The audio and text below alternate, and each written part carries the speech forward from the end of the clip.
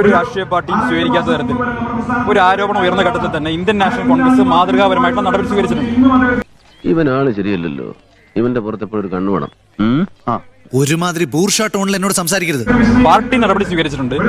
അത് ഞങ്ങളെ ധാർമ്മികത ഉപദേശിക്കുന്ന മറ്റു പാർട്ടികൾ കൂടി മാതൃകയാക്കണമെന്നാണ് ഈ സമയത്ത് അഭ്യർത്ഥിക്കാനുള്ളത്. അത് പ്രാസമല്ല. ആദ്യത്തെ നിന്നെ ഉദ്ദേശിച്ച്, രണ്ടാമത്തെ എന്നെ ഉദ്ദേശിച്ചു. വേണ്ട, രണ്ടും കൂടി നീ തന്നെ അങ്ങനെ എടുത്തോ. ഇക്കണക്കിന് പോയാ ചിലപ്പോ ഇത് തന്നെ തൊഴിലാക്കേണ്ടി വരും.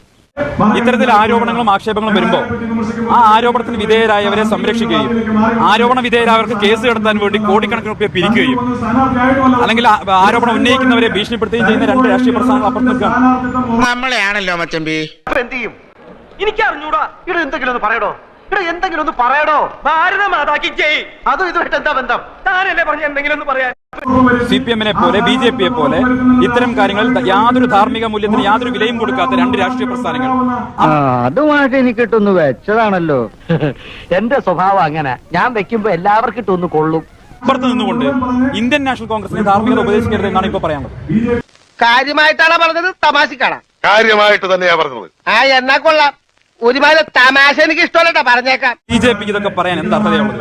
ഉളുപ്പുണ്ടടാ ചക്കണക്ക്. ബ്രിജ്ഭൂഷൺ യാദവിനെ എത്ര കാലം ഇവർ ചുമന്നു, ഇപ്പൊ മകനെ ചുമന്നുകൊണ്ടിരിക്കല്ലേ. നിങ്ങൾ കാര്യമറിയാതെ എന്നെ തെറ്റിദ്ധരിച്ചില്ലേ? ഒരു തെറ്റിദ്ധാരണയുമില്ല. കണ്ടപ്പോൾ മുതൽ നമ്മൾ തമ്മിൽ നല്ല ധാരണയാണ്. ആ BJP-ക്ക് എന്ത് അർഹതയാ പറയാനുള്ളത്?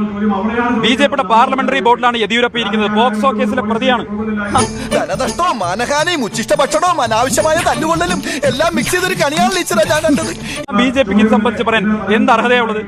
ഈ അടുത്ത ദിവസമാണ് യുവമോർച്ചയിൽ പുതിയൊരു ഭാരവാഹി വന്നത്. ഞാൻ മനസ്സിലാക്കുന്നത് സമാനമായ ഒരു കേസിൽ മറ്റൊരു യുവജന സംഘടന പുറത്താക്കപ്പെട്ട വ്യക്തിക്കാണ് ഇപ്പോ യുവമോർച്ചയിൽ ഭാരവാഹിത്വം കൊടുത്തത്. ഞാൻ അല്ല, രാശിപ്രകാരം അങ്ങനെ വന്നേ പറ്റുള്ളൂ. അതുകൊണ്ട് BJP-ക്കൊന്നും ഇതിനെ സംബന്ധിച്ച് പറയാൻ ഒരു അർഹതയുമില്ല. അത്രക്കുള്ള ബുദ്ധിയൊന്നും അതിനില്ലല്ലോ. BJP-യാണ്. കേരളത്തിലെ ജനങ്ങളുടെ മനസ്സ് കേരളത്തിലെ ഇടതുപക്ഷ സർക്കാരിനെതിരാണ്. അത് കേരളത്തിൽ നടന്നിട്ടുള്ള എല്ലാ ഉപതെരഞ്ഞെടുപ്പുകളും വ്യക്തമായിട്ടാണ് ജനങ്ങളുടെ മനസ്സ് പിണറായി വിജയൻ സർക്കാരിനെതിരാണ്. പാർട്ടി ആർക്കൊപ്പമാണ്, ജനങ്ങൾക്കൊപ്പമാണ് എന്നുള്ളത് അവരെ ബോധ്യപ്പെടുത്തണം. അത് അവരെ ഉപദ്രവിച്ചുകൊണ്ടായാലും വേണ്ടിയില്ല. ഭരണകൂടമുണ്ടായിരുന്നോ? ഇവിടെ ഒരു സർക്കാർ ഉണ്ടായിരുന്നോ? ഇവിടെ ഒരു മുഖ്യമന്ത്രി ഉണ്ടായിരുന്നോ എന്ന് ചോദിക്കാൻ ഞാൻ ആഗ്രഹിക്കുകയാണ്. ഇല്ലായിരുന്നു സുഹൃത്തുക്കളെ, ഇല്ലായിരുന്നു. പിന്നെ ഉണ്ടായിരുന്നത് RDP എന്നൊരു പാർട്ടി മാത്രമായിരുന്നു. അവരുടെ അഴിഞ്ഞാട്ടമായിരുന്നു. Revolutionary democratic പാർട്ടിയാണത്രേ. എന്ത് റവല്യൂഷണറി, എന്ത് ഡെമോക്രസി എന്നാണ് ഞാൻ ചോദിക്കുന്നത്. എന്നാ പിന്നെ വരാനുള്ളത് ഏതെങ്കിലും ഓട്ടോ പിടിച്ചു വരും മുമ്പ് ഞാൻ പോട്ടെ. ദൈവം കാക്കട്ടെ എന്നെ. ഒരു ചുവന്ന സ്വിച്ച് കാണുന്നുണ്ടോ? കാണുന്നുണ്ട്. ചുവന്ന സ്വിച്ച് അമർത്തി. അമർത്തിയോ? അമർത്തി.